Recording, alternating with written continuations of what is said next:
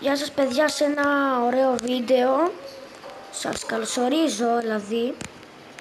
Ήθελα να σας πω στο μάτι μετά της πατάω full gas και είναι χαμηλό. Γι' αυτό είπα να το έφτιαχνα και να πήγαιναμε λίγο καλύτερα και πιο όμορφα, και έτσι είπα να πάω να το φτιάξω.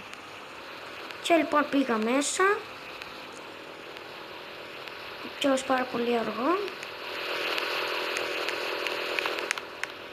Σκέψου ένα παιδί θα με νίκαζε με ένα σκούτερ. Και έτσι έπεφτα κάτω χωρίς ταχύτητα. Θα μείνει κάποιος που πάρει τα γεφτένα. Ούτε κάτι στρίβει, ρε παιδί, εδώ πέρα πως στρίβει.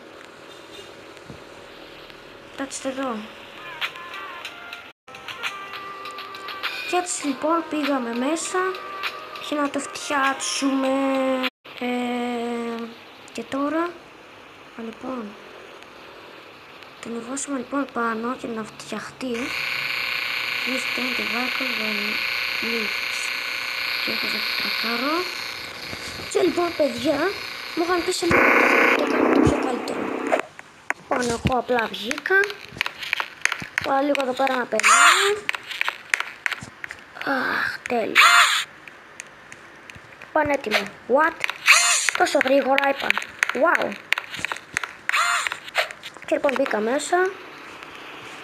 Το κατέβασα. Το έκανα έτσι. Και μαντέψτε παιδιά πόσο γρήγορα ήταν. Είναι το πιο γρήγορα μάτσι. Γι' αυτό παιδιά κάντε like και εγγραφή για τις οδηγίες. Δεν το δείτε το part 2. Bye.